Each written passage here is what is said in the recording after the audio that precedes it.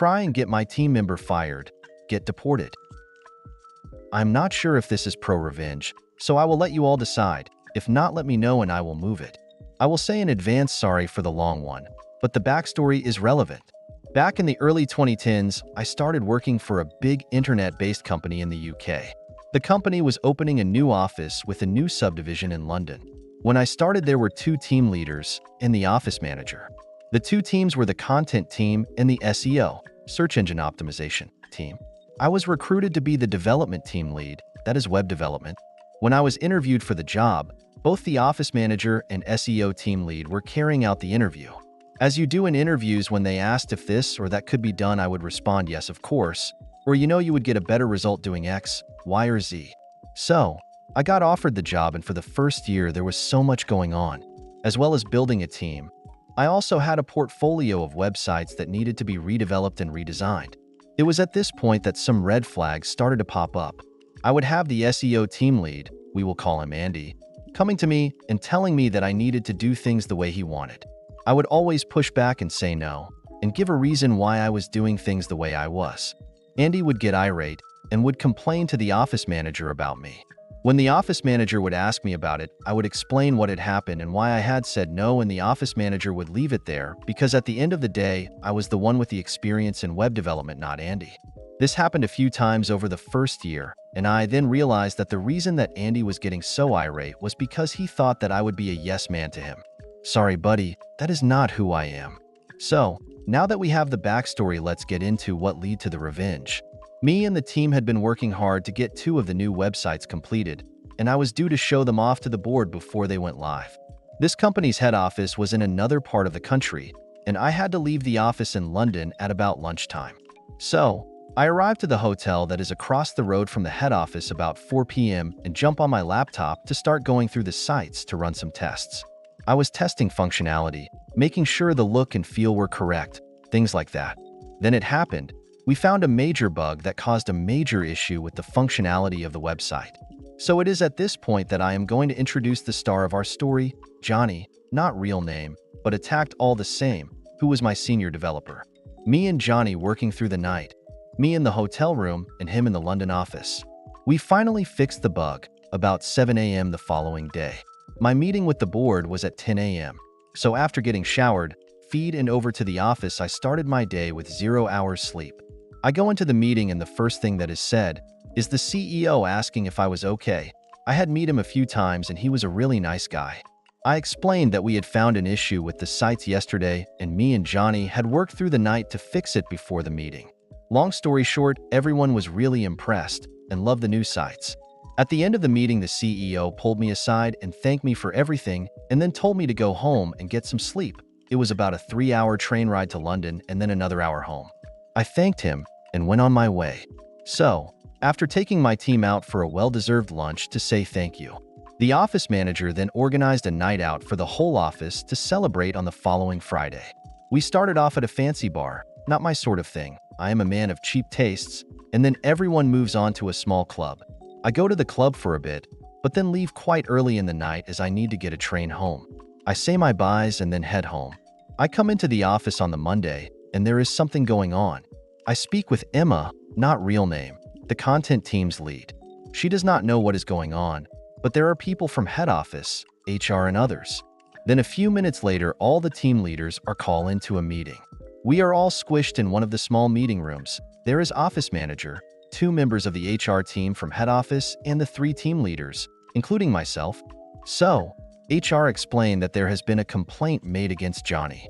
A member of the SEO team, we will call him Mark, had called Andy on the Friday saying that Johnny had been making racist comments while everyone was out at the club. Both myself and Emma were taken aback. This was not like Johnny. On a side note, I felt that I need to explain the races of people involved. This is just for context and not an attack on anyone involved. Johnny, Emma, and I are white British. Andy is African, born in Britain, I believe, and Mark is Indian, once again I believe. So, the whole day was spent with HR doing interviews with the other people that were there that night, and we then all reconvened towards the end of the day. The result of the interviews were that no one had heard anything like what Mark was saying. So, it was Mark's word against Johnny's, This was not acceptable for Andy. He wanted Johnny fired and cried, "We could not have someone like that in the office." So, both Emma and I looked at each other, and though that it was strange that he was so instant on firing Johnny with no evidence. Both the office manager and HR agreed, and Johnny was let off with a warning and to be aware in the future of how things he says that could be misinterpreted. Life went back to normal in the office, that is until about 2 months later. The story of what had happened had gone round the office, about 12 people. Then one afternoon, I was pulled aside by one of the guys on the content team, and he said that he had overheard Andy and Mark talking and thought I should know. We went into one of the meeting rooms, and he laid everything out. What I heard made my blood boil, and I think had I been in a cartoon, steam would have been erupting from my ears. He told me that the racism complaint was faked and a plan that Andy had to attack my team because I would not bend to his demands. Him and Mark were on a call outside the club. Andy was not there that night, and that is when he heard what they were doing.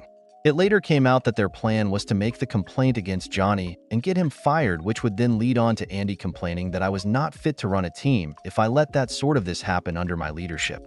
My first question was why he didn't bring this up with HR in the interviews. He said that he did, but it was his word against both Andy and Mark.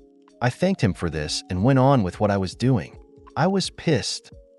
There was no way that I was going to let this slide, but I knew that if I was going to go after them, I needed to have everything in place beforehand. I didn't tell Johnny what I had been told and asked the guy that told me to keep it to himself for now.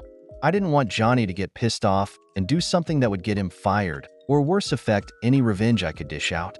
So, I watched. I watched everything the SEO team did and didn't do. Then it happened. It was like angels had descended from heaven to deliver me the winning lottery ticket.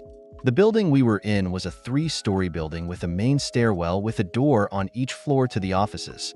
The stairwell also led to a door out to the street. At the time, I was a casual smoker and used it to get a break from the screen and clear my head if something I was working on was not going well. So, I walk out of the door to the office and into the stairwell, and who is there? Mark of all people. He is on the phone, and he goes white as a sheet when he sees me. Now he is mid-sentence with the person on the other end of the phone, and as I am walking past, he is forced to carry on the conversation. I overhear, and from what he is saying I can tell that he is talking to a school or something like that. The conversation sounding like he was looking for information about applying and about a visa. I thought that was a strange call to be having, and something was fishy about it. I had my suspicions as to what was going on, but nothing concrete at this time. A few days later, I was heading back up to the head office, and by that time we had a new office manager who lived near the head office, so was based there most of the time. When I got there, I dropped my things off at the hotel and headed over to the office. I went to his desk and asked to have a quick chat. I explained to him what I had overheard Mark talking about on the phone and said that maybe the company might like to look at his visa status. So, a week went by and nothing seemed to happen. Then BAM. He stopped showing up to the office. A few days later, I got told what had happened from one of the other SEO team members. Mark had been fired with immediate effect for no longer having the correct visa to work in the UK. The company did not want to get involved in sponsoring a new visa for him. I don't know why. I started asking questions around the office, random chit-chat, and I found out that Mark is from Dubai and he was here on his wife's student visa. I don't know how that works, but it was all above board. I also found out that his wife's course had finished and that left them with a small window of time to get a new visa. That is when it all clicked. Now there are some doggy people in London and everywhere else, and they would set up these fake collages that would sign people up to get visas to live and work into UK. At some point before or after this saw a program on this, and normally these were set up in tiny offices that you couldn't swing a cat in, let alone be a collage. They were used as postal address for the collage, and they would charge a course fee to be enrolled and thus be able to apply for a student visa. So, what Mark was trying to do is to get enrolled in one of these collages so that he could stay in the UK and carry on working. I found out a few weeks later that Mark and his wife did have to leave the UK and go back to Dubai because he didn't have any money coming in to pay for his new collage course. By Mark. When I found out that Mark had been let go, I pulled Johnny aside and filled him in on everything. He could not believe it and was stunned that they would try and do that. I apologized to him as it was my fault that he had been targeted by them in a way to get at me.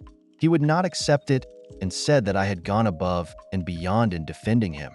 Following on from this, I made it quite clear to Andy that I know what he and Mark had done, and I would not be forgetting it, and to watch his back.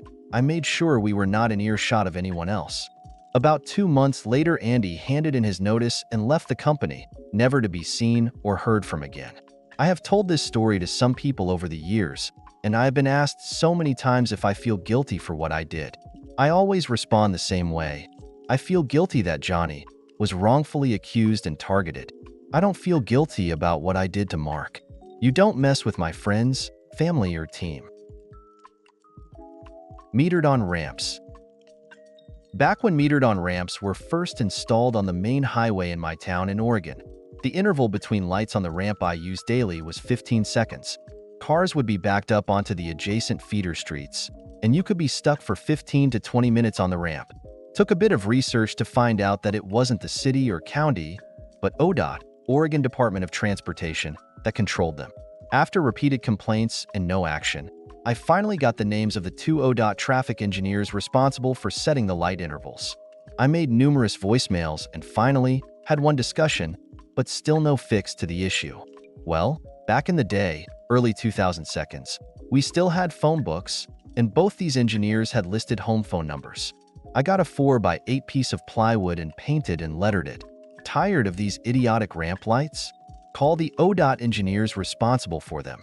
Dennis MXXXXXXX 503 XXXXXX, Bill CXX 503 XXXXX, and let them know what you think. I stood with it on the side of the ramp for 2 days, 4 p.m. to 6 p.m. The next day, I get a call from one of them, don't remember which, begging me to stop. I said, "Fix the freaking lights." "You'll stop with the sign?" "Fix the freaking lights." Okay. The very next day, they had a survey crew out there in the afternoon to count cars, and the day after that, the lights were reset to 3 seconds between cars. Bottom line, when dealing with government, until those personally responsible are held accountable in a manner that inconveniences or scares them, they will continue to abuse the public, whether from negligence, incompetence, or malice. But bring it home to them, and they will, grudgingly, change their ways.